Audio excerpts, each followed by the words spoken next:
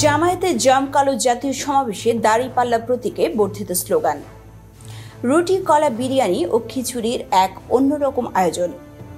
ত্রয়োদশ জাতীয় সংসদ নির্বাচনের প্রাক্কালে রাজনৈতিক দলগুলোর মধ্যে চলছে নানা মতবিরোধ। এই প্রেক্ষাপটে জামায়াতে ইসলামীর ৭ দফা দাবির ভিত্তিতে বিশাল এক জাতীয় সমাবেশের আয়োজন করা হয়েছে।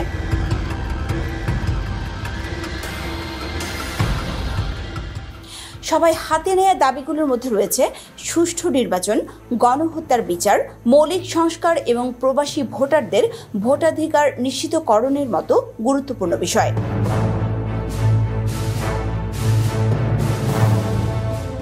জামায়াতে ইসলামী তাদের জাতীয় সমাবেশে দাঁড়িপাল্লা প্রতীকে স্লোগান দিচ্ছে, দড়ি লাগলে দড়ি নে, হাসিনার ফাঁসি দে।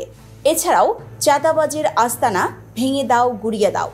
সোহরাওয়ার্দী উদ্যানে এ ধরনের স্লোগান দিতে দিতে তারা প্রবেশ করে।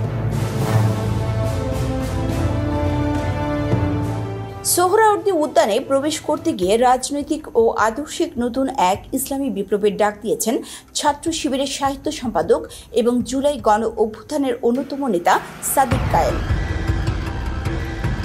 তিনি বলেন, দেশ আজ এক গভীর সংকটের মধ্যে রয়েছে এবং এই সংকট মোকাবেলার জন্য ইসলামপন্থীদের ঐক্য ও সংগ্রামই একমাত্র পথ।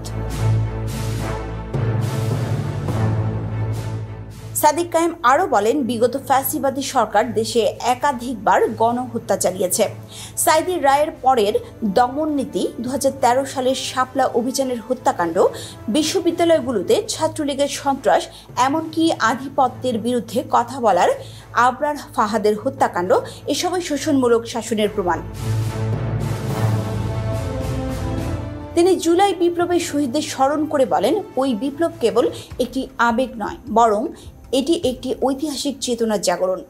আজকের সমাবেশ থেকে আমরা নতুন করে সেই চেতনা ধারণ করে এগিয়ে যেতে হবে।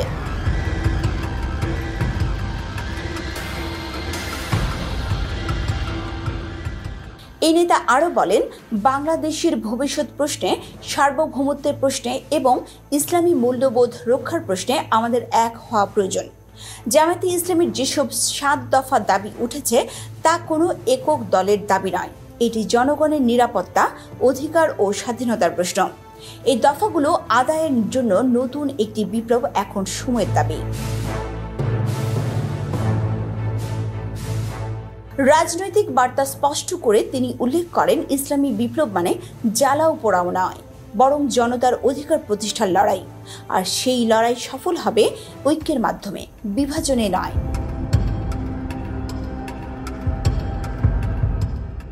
জামাত এই ত্রয়োদশ নির্বাচনকে সফল করার লক্ষ্যে বিভিন্ন রাজনৈতিক দলকে আমন্ত্রণ জানিয়েছেন, একটি সুষ্ঠু নির্বাচনী রোড ম্যাপ নিয়ে এগিয়ে যেতে চায়। আজকের সভায় অনেক বক্তা তাদের মতামত উপস্থাপন করেছেন।